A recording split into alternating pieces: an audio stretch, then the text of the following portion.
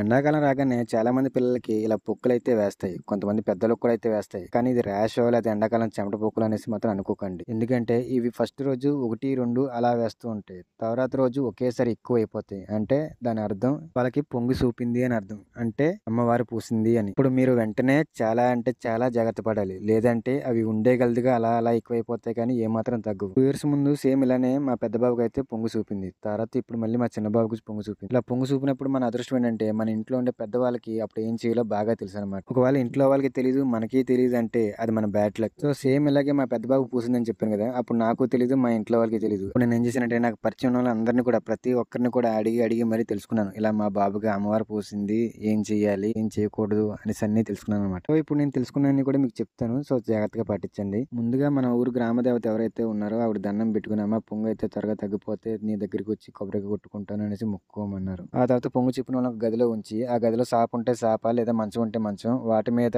Full గా యాపాకులు అయితే వేసి ఈ పొంగు చెప్పిన వాళ్ళని దాని మీద కూర్చోపెట్టడం లేదా దాని మీద పుడకపెట్టడం అంటే చేయాలి. అది కూడా 21 రోజులు. కొందరు అయితే 9 రోజులు అంటారు, లేదా కొందరు అయితే 11 రోజులు అంటారు. తర్వాత మీకు పొంగు చూపిందని ఎప్పుడైతే తెలుస్తుందో అప్పటి నుంచి వరుసగా మీరు 3 రోజులు అయితే కళ్ళు తీసుకురావాలి. తీసుకొచ్చిన కళ్ళని వాళ్ళు పడుకున్న ప్లేస్ ఏదైతే ఉందో ఆ ప్లేస్ దగ్గర చుట్టూరు 4 చుక్కలు అయితే వేయాలి. అంటే మంచం ఉంటే మంచం కూళ్ళ మీద చుట్టూరు 4 చుక్కలు వేయాలన్నమాట. ఒక సాప అయితే చుట్టూ 4 చుక్కలు వేయాలన్నమాట. ఆ తర్వాత కళ్ళతోటి పొంగు చూపిన వ్యక్తి ఎవరైతే ఉన్నారో వాళ్ళకి దిష్టి తీసే చుట్టూరుని తీసిన తర్వాత కొంచెం డ్రాప్ అయితే తాగించాలి. ఒకవేళ చిన్నపిల్లలు అయితే మనం ఏలైనా అందులో ముంచి వాళ్ళ నాలుక మీద నాకించాలన్నమాట. తర్వాత వాళ్ళకి ఒంటి మీద పొక్కులు ఉంటాయి కదా, దురద వస్తుంటే వాటిని ఎలా పడితే అలా గోక్కకూడదు, ఏపాకులు పెట్టి పామాలి. తర్వాత ఇల్లు శుభ్రంగా ఉండకూడదు, బట్టలు ఏమి ఉతకూడదు, వంట ఇంట్లో తాలింపులు లాంటి ఏం పెట్టకూడదు. తర్వాత ఆతకపురాన్ని పొడి చేసి అందులో కొబ్బరి నూనె కలిపి పైనుంచి కిందకి రాస్తూ ఉండాలి. తర్వాత పొంగు చెప్పిన వాళ్ళకి ఏ ఇష్టంగా తింటారో అవన్నీ పెట్టండి. తర్వాత వాళ్ళు ఏమి తింటాను అడిగితే అవన్నీ పెట్టండి. వాళ్ళకి తగ్గిపోయాక స్నానం చేయించాక అప్పుడు పథ్యం అనేది మెయింటైన్ చేయాలి. వాళ్ళకి స్నానం చేయించే రోజు మాత్రం వేడి నీళ్ళలో ఏపాకులు వేసి పసుపు కలిపి స్నానం చేయించాలి. ఇవన్నీ కూడా నేను బయట అడిగి తెలుసుకున్నవి. అలాగే మీరు కూడా నేను చెప్పే మాటల కన్నా మీరు కూడా పక్కన ఉన్న వాళ్ళని అడిగి తెలుసుకోండి.